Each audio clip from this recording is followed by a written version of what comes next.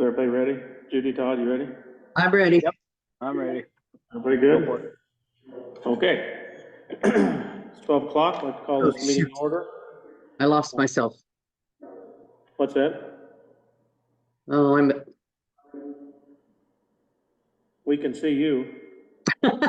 well, something popped up on my screen, so I'll see if I can get it fixed. Okay, you want to wait a second? We can. No, go ahead. As long as you can see me, that's good. Yeah, we can see and hear you. Okay. All right, I'd like to call this meeting in order. On the agenda, there's one amendment here. I don't think it'll matter today, but public comment, we suggest 5 minutes. It's not limited. So if anybody has anything to say, that's what we'll do. We did not put that on the agenda. So do I hear a motion to approve the agenda without amendment? So moved. A second? I'll second that. All those in favor? Aye. Aye. Judy, did you vote? I did. I said aye. Okay. Motion carried. All right, now let's stand and say a pledge of allegiance. I pledge allegiance to the flag of the United States of America and to the republic for which it stands, one nation, under God, indivisible, with liberty and justice for all. That's very hard to do over the phone. Okay, got that done? Next up, we have public comment. Anybody here wants to make public comment online or in the room? If not, Alder Wellhausen has a budget presentation.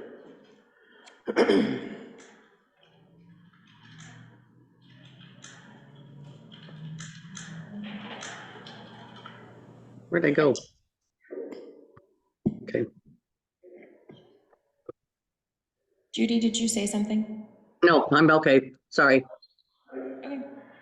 All right. So this is the budget presentation for 2025. So I'm just going to run through a small presentation to just educate everybody on the budget for this year.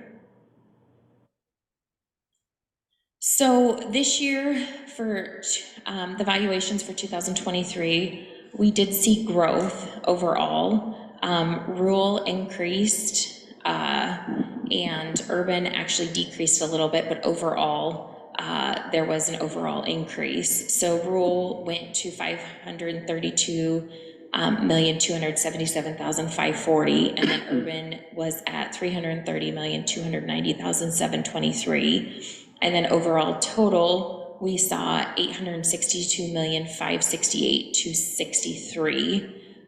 And then as you can see on the other side, the prior year for the 2022 valuations are listed there. Some information that goes into the budget process is the levy rate is the valuation divided by the tax asking, and then the levy rate times the valuation is actually what makes up those tax dollars generated. So the valuations impact that process through this.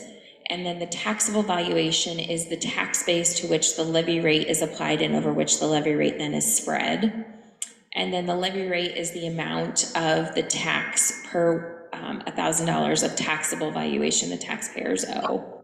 So overall, our growth valuation, or our rural valuation increased 19,900,804.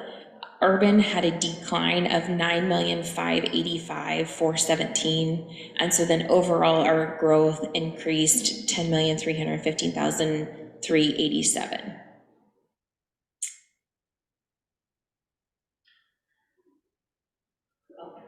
Did we freeze? Hold on. Oh, there we go. So another thing that impacts this is the assessment limitation, and this assessment limitation isn't set by the Board of Supervisors or the county. This is set by the Department of Revenue. So this year we saw a decrease in the limitation. It actually went from 54.6501% down to 46.3428. And then the agricultural decreased from 91.6430 to 71.8370. And then commercial and industrial did change. They changed that assessment limitation this year. So the first 150,000 was assessed, the assessment limitation was at 46.3428, and then over 150,000 was at 90%. And then utility property was still at 100%. So per the Code of Iowa, the general fund limit is at 3.5, and the general supplemental is limited as well to certain mandated services. And currently right now we're at $2.60 per thousand. And some things that are allowed to be under that general supplemental are your FICA, your IPERS, your insurance. Some different emergency management services are allowed to come out of there, district court services, election costs.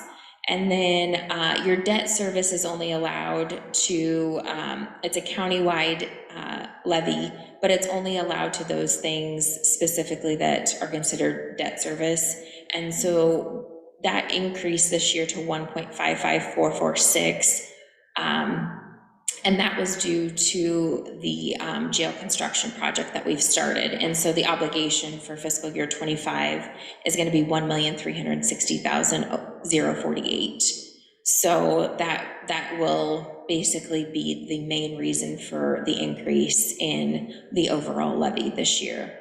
Rural basic limit was held this year by the new House file. And so in years past, we've been at $3 this year due to how that House file was written and our growth rate, we were held. And so it reduced us down to the $2 and 2.94118. And so, and that fund is also restricted in things that can be spent through that. And so you can see that that's encompassed by secondary roads, the sheriff's department, roadside management, environmental health. So some of those come out of those different, that specific levy itself. And so then overall, you can see this is basically a 5-year comparison of where our levy rate is currently at. And so as you can see, when you compare fiscal year 25 to 24, general basic did not change. It's still at the 3.5. Your general supplemental stayed at the 2.6. Mental health services have went away. And then your rural basic decreased, as you can see, from the $3 to the 2.94118. So overall, based on those specific levies, the levy actually decreased from 9.1 last year to 9.04118 this year. And then the increase then is attributed to the new jail bond that was voted in by the taxpayers. And so last year you can see that it was at 0.31491, and that was for 911 equipment. And then this year it's at $1 and 0.55446. So overall that levy, the total levy is going to increase from $9.41 to $10 and basically 60 cents. But overall, that total levy increase of that $1.18 from fiscal year 24 to fiscal year 25 is attributed to that voter approved jail project and the debt service project.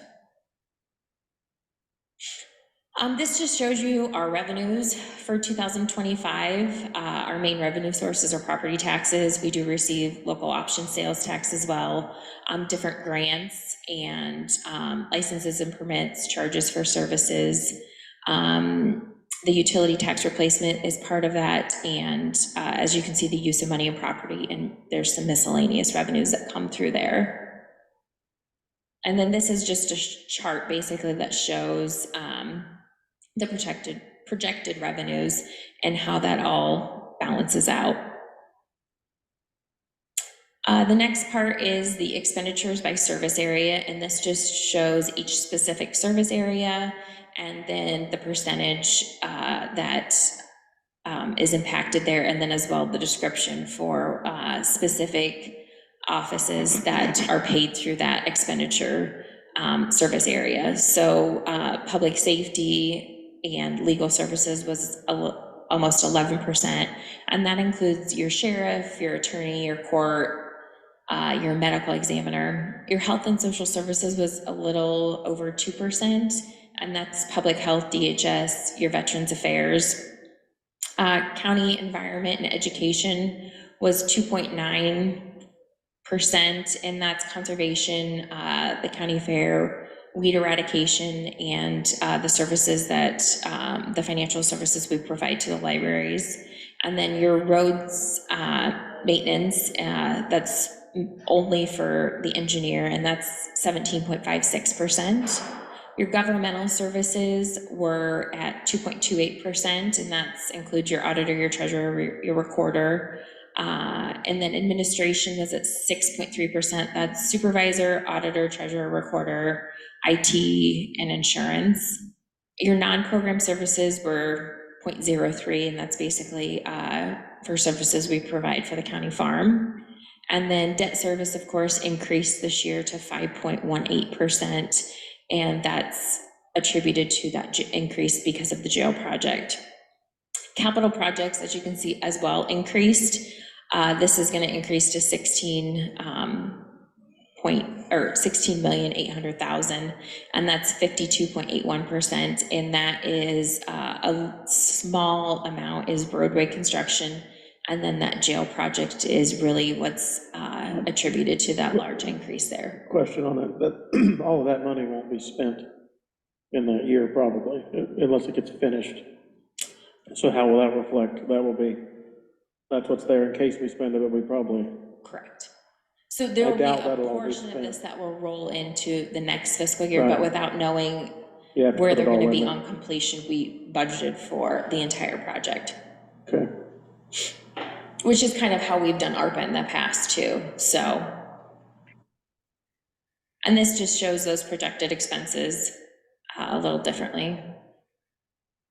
And then this basically just shows the budget by department, so everybody can kind of go through that. This is the different departments that we have here at the county. And then this is just the 3-year comparison as well that shows the different departments as well. And then this is the rural basic tax comparison. So as we kind of talked about at the beginning, this shows the increase in the valuation from fiscal year 24 to fiscal year 25. There was an increase of 19,900,804, which was a 3.88% increase. So something I wanted to show was how that impacted the dollars, specifically because we left the levy at the same at that $3. And so basically this shows based on that valuation change and then us leaving the levy at the same, that resulted in an increase of $14,523 in that specific fund. Secondary roads, level of effort, there's a specific level of effort the county has to reach every year. And so that just shows based on, and this is paid out of the rural services fund as well. And so this just shows that based on that change, that valuation change as well, that increase just alone for secondary roads was at 34,700. So you can see that the change in valuation and leaving that levy the same basically wasn't even covering that increase itself. So, and then this is just the public hearing notice that went out in the paper. And yeah. And so this is just basically the highlights of the changes in the budget. So the major increase overall was that voted jail bond and debt service. There was a slight increase in the dispatch department to cover increasing operational expenses and salary increases. There was also an increase in rural basic to meet the secondary roads minimum level of effort and also to sheriff's department's needs. Any questions? All right. Thank you. Okay. Okay. well, next up, we have our public hearing part of this, so we need to have a motion to go into public hearing. I so move. A motion by Judy, do I have a second? I'll second. Todd, second. Do we need to roll call that? Yeah, go ahead. Let's do Okay. that. Clark, Yes. Mayor, Yes. Holmes, Yes. Okay, we're in our public hearing. An opportunity for comment again. So, any comment by anyone about the budget?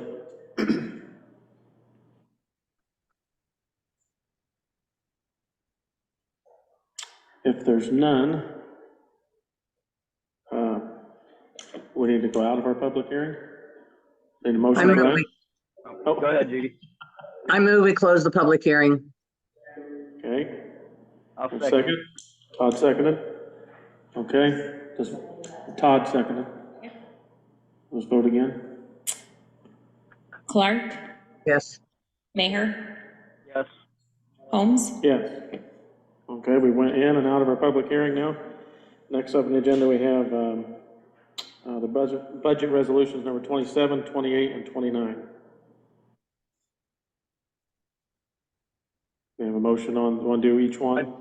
Do we want to do them individually, or can we do, or just as all one motion? you Can can do we, them all in one if you want to. Yeah. can You we say what each one is, please? Yeah, go Yep. through each one. Yep, so resolution 24 is basically the compensation board met. It is setting the salaries for the elected officials. And it goes through that the compensation board made a recommendation of 7.5% increase. The board reduced that 46.67%. So that resulted in a 3.5% increase, except for the supervisors who that resulted in a 5% decrease for. So that's resolution number 27. Resolution number 28 is the resolution for appropriations, and that is for each of the different officers and departments starting July 1st, that the amounts itemized by fund and department on the attached schedule are hereby appropriated from the resources and funds, and that subject to the provisions of other county procedures and regulations and state laws, the appropriations authorized under 1 shall constitute an authorization for the department officer listed to make expenditures effective July 1st of 2024. This is just stating that in accordance with 331-439, no department or officer shall incur any liability in excess of the amount appropriated to this resolution. It's that in the 25 budget, the auditor ascertains the right to look at available resources of the fund if of a fund will be less than said fund's total appropriations, and that she'll notify the board of that and recommend corrective action, and the auditor shall establish separate funds for the appropriation authorized in number 1, and all appropriations authorized to this resolution lapse at the close of the business day on June 30th, 2025, and that this is being adopted today. That as well then includes all the appropriations for all the departments, which were shown by department in the slideshow. And then resolution number 29 is the adoption of the budget and the certification of taxes. So it sets those levy rates for general basic at 3.5, general supplemental at 2.6, rural basic at 2.94118, debt service at 1.55446, and then as well it sets that approved decrease for the supervisors at 5% and the rest of the elected officials at 3.5 for the attorney, auditor, recorder, sheriff, and treasurer. On that resolution 28, is that something we've done before? Yes. These are Do it all, every year. What's that? It has yes. to be done every year. It's done every year. Yeah. Yep. I would move that we approve all of the budget resolutions, 27, 28, and 29.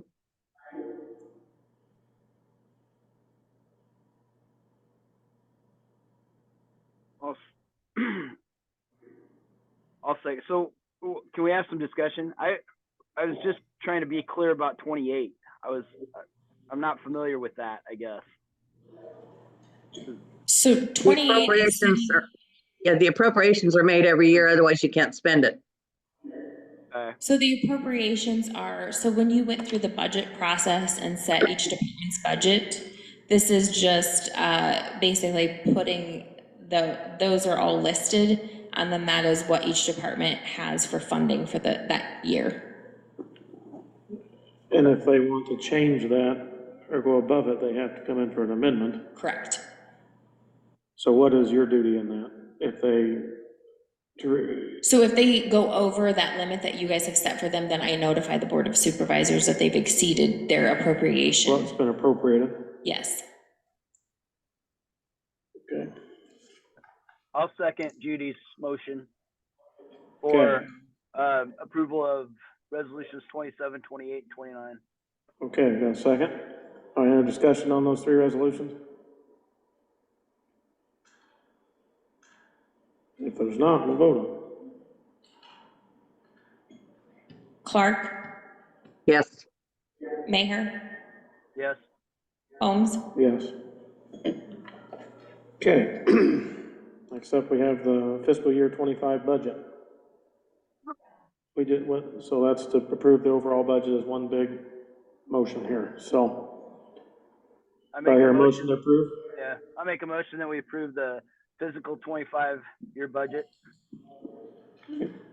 I'll second that. Okay, Judy seconded. Any discussion on that budget? If not, we'll vote on it. Clark, Yes. Maher, Yes. Holmes. Yes. Okay, well, we got to the end of this agenda. All I have is any, there's a couple things just before we adjourn here. I talked to Andy Audie about his situation out there again that he brought in last week, and we talked about maybe going out and looking at that. If we wanted to go out there at 4:30 before our meeting this Thursday, go out there a little early and just look at it with him. Now, they might be doing a pour on that bridge, so it might not work. But if it does that interest anybody to go look at that? Sure. Yeah. Just a little bit. I didn't hear you, Judy. What'd you say? I said I can see. Like, Okay, then we'll just, maybe like a 4:30 or 5, we can just look at it, JD, if it works. If it doesn't, we might do it next week. But I talked to him about that on the phone.